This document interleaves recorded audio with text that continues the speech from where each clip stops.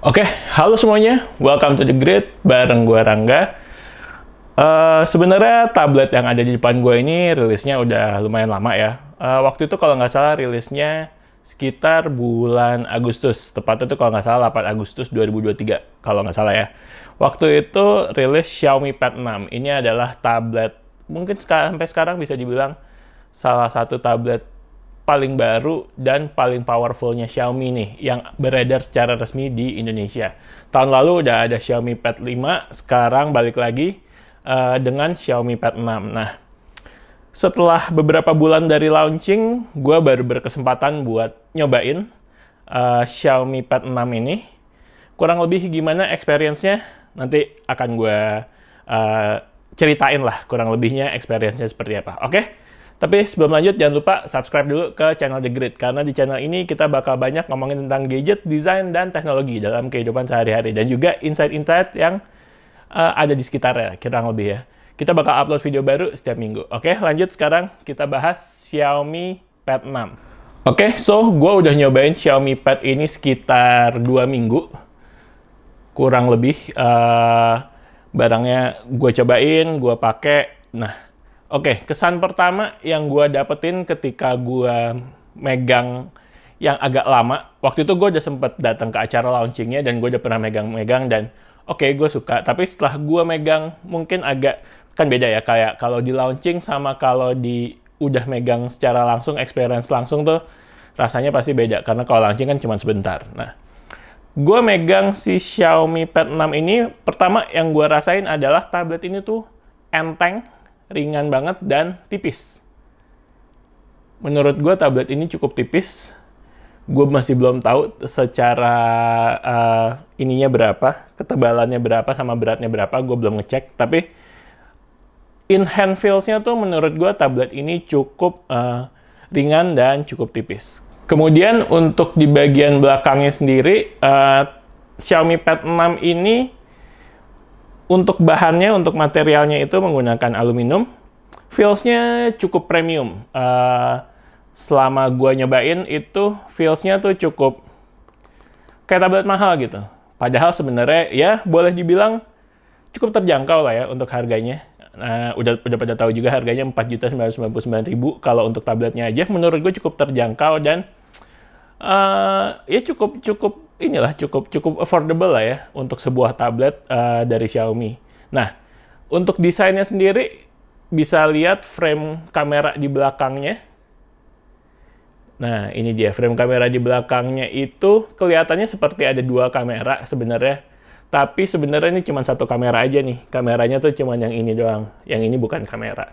Dan kemudian frame kamera belakangnya itu untuk bahasa desainnya kayaknya bukan ngikutin, tapi untuk bahasa desainnya tuh rasanya seragam dengan Xiaomi 13 series, 13 sama 13 Pro ya, yang biasa frame-nya kotak gini. Tapi kalau yang 13T agak beda ya bahasa desainnya. Cuman kalau untuk yang 13 dan 13 Pro, kurang lebih bahasa desainnya mirip-mirip. Secara design language mirip-mirip si Xiaomi Pad 6 ini sama 13 dan 13 Pro, 13 series lah.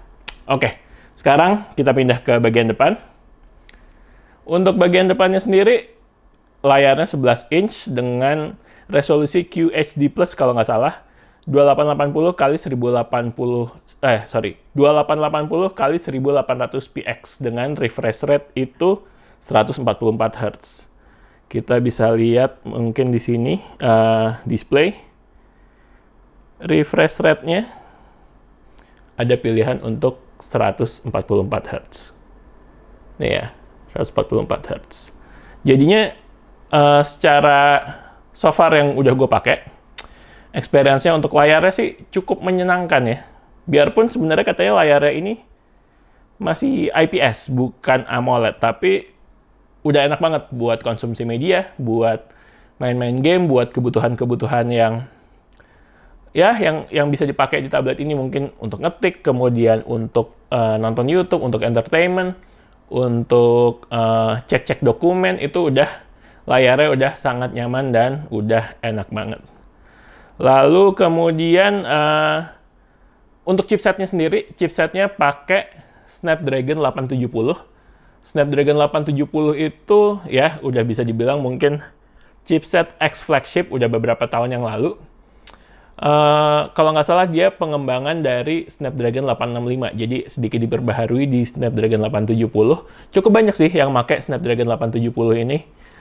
Kalau Xiaomi Pad 5 tahun lalu pakai Snapdragon 860, ini pakai Snapdragon 870. Nah, pemakaian chipset-chipset X flagship untuk tablet itu sebenarnya menurut gue udah cukup tepat ya, karena tablet kebutuhannya mungkin berbeda dengan smartphone.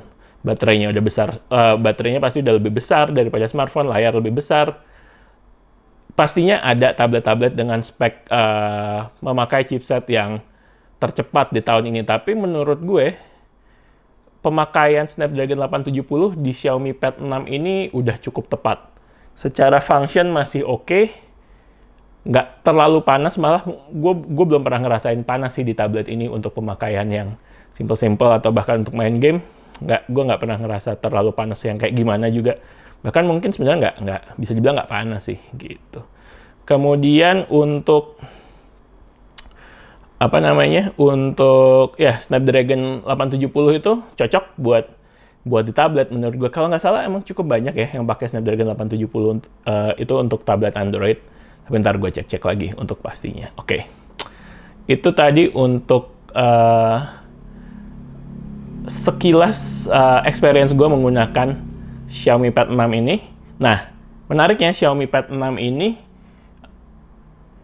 ada aksesoris tambahan yang bisa dibilang bikin Xiaomi Pad 6 ini bisa jadi seperti laptop lah, bisa dibilang. Yang pertama ada keyboard case.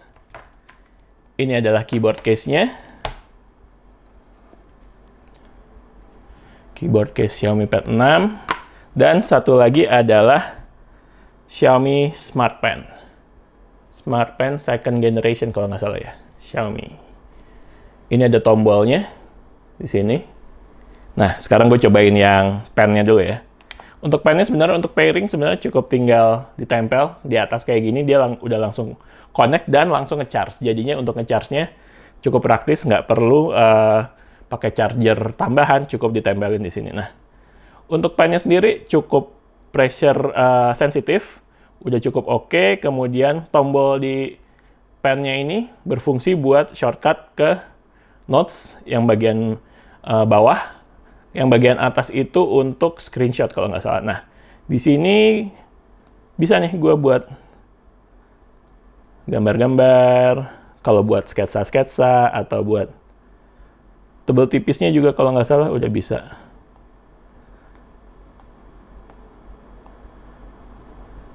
Oke, yang ini. Tuh, tebel tipisnya lumayan berasa sih.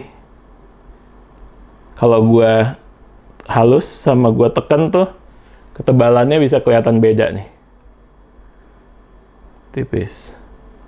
Tipis, tuh. Jadi udah pressure sensitif juga. Gunanya pen ini bisa buat apa aja sih? Tadi buat notes, buat bikin sketsa, atau ya buat untuk sekedar navigasi tabletnya sendiri juga udah ya pasti udah lancar lah ya. Kalau buat ilustrator, gue bukan ilustrator, jadinya gue nggak tahu untuk Android software apa kira-kira yang tepat, tapi ada beberapa macam pilihan lah, Sketchbook, kemudian Clip Pro Art atau Clip Art Pro gitu, kalau nggak salah itu yang bisa digunakan. Itu untuk pennya. Sekarang kita cobain ke tablet case-nya. Oke, ini tablet case-nya. Nah, udah nih, nempel tablet case. Oke, ini tablet case-nya udah kepasang. Nah, udah deh, enak nih kalau mau ngetik-ngetik. Dia nggak perlu pairing, nggak perlu ini, karena udah ada pogo pin-nya di belakang, jadi udah tinggal connect langsung. Langsung kalau mau buat ngetik-ngetik, bisa lancar. Cuman yang gue sayangkan sedikit adalah dia nggak bisa multiple angle, jadi angle-nya stay di satu angle ini aja. Satu angle ini aja, jadinya nggak kurang fleksibel lah ya, kalau bisa dibilang casingnya.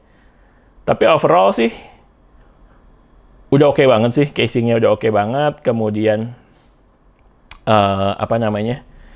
smart pen-nya udah oke banget, keyboard case-nya oke. Kalau dilipat, dia bisa kayak gini. Nah, masih cukup tipis sih, kalaupun dilipat untuk dibawa-bawa juga masih cukup kecil gitu. Cukup enak. Oke, itu buat casingnya Xiaomi Pad 6 keyboard. Oh iya, gue mau nambahin, sebenarnya udah enak ya, bisa pakai case keyboard dan udah punya pen juga, Xiaomi Smart Pen. Tapi sayangnya di Xiaomi Pad 6 ini nggak ada desktop mode. Jadi cuma ada di tablet mode aja. Kalau di desktop mode kan bisa lebih kayak PC gitu ya. Jadi bisa multitaskingnya lebih enak karena bisa ya kayak PC lah ininya. Operasionalnya tuh kurang lebih kayak pemakaian PC Windows. Ada Windows yang bisa kita buka tab-tabnya dan bisa kita atur ukurannya sesuka kita. Tapi kalau di Xiaomi Pad 6 ini nggak ada. Nah, tapi tetap bisa dipakai buat multitasking. Xiaomi Pad 6 ini menurut gue tetap oke. Gimana cara multitaskingnya? Multitaskingnya itu ada beberapa cara, tapi shortcut yang paling gue suka adalah geser 3 jari. Kemudian kita bisa langsung milih nih, mau multitaskingnya pakai yang mana. Nah, kayak gini. Ini udah ke split 2, gue bisa buka Windows Google Chrome sama Files di sini. Untuk yang split screen-nya, terus bisa lagi ditambahin pakai pakai floating windows. Nah, jadi bisa sampai maksimal 4 Windows lah yang bisa jalan berbarengan. Tuh. Ya, biarpun mungkin jarang ya kita bakal pakai mode kayak gini ya, tapi in terms of performance bisa jalanin 4 aplikasi sekaligus, 2 floating windows sama 2 split screen. Mau keluar, tinggal keluar. Mau balik, kalau mau ini tinggal buka, quit, buka, ya udah nggak keluar. Nah gitu, multitaskingnya juga smooth banget, enak banget. Itu apalagi ya yang bisa gue bahas? Keyboard case udah, kemudian pennya udah. Oh ya, satu lagi, sayangnya itu nggak ada fingerprint sensor. Nggak ada fingerprint sensor di tablet ini. Jadinya cuman ada biometric sensornya itu adalah face unlock. Ya, tapi cukup sih buat pemakaian gue, nggak perlu pakai fingerprint juga masih oke. So far itu sih yang udah gue cobain dan gue rasain pakai Xiaomi Pad 6 ini. Gue masih akan bikin video lebih lengkapnya nanti. Tapi overall ini sebuah tablet yang dengan harganya 4.999.000 untuk tabletnya aja. Sih menurut gue ini udah pilihan yang sangat oke ya. Kalau mau nambah pen sama nambah keyboardnya itu masing-masing 1 juta, tapi katanya bisa ada paket, nggak tahu masih berlaku apa nggak ya. Jadi kalau beli langsung keyboard, pen sama tabletnya itu ada potongan jadi 6,5 juta kalau nggak salah. Terakhir yang gue dengar kayak gitu, nggak tahu masih berjalan atau nggak paketnya. Tapi kalau mau beli pisahan, pennya 999.000, keyboard case-nya 999.000 juga. Kurang lebih itu kesan-kesan gue make Xiaomi Pad 6 ini selama kurang lebih 2 minggu. Nanti akan kita bahas lebih detail dan lebih lanjut di video selanjutnya ya. Oke, sekian video dari The Grid. Like videonya kalau memang suka. Subscribe ke channel The Grid dan follow Instagram kita juga di thegridco.id. Oke? The Grid sign out. Bye.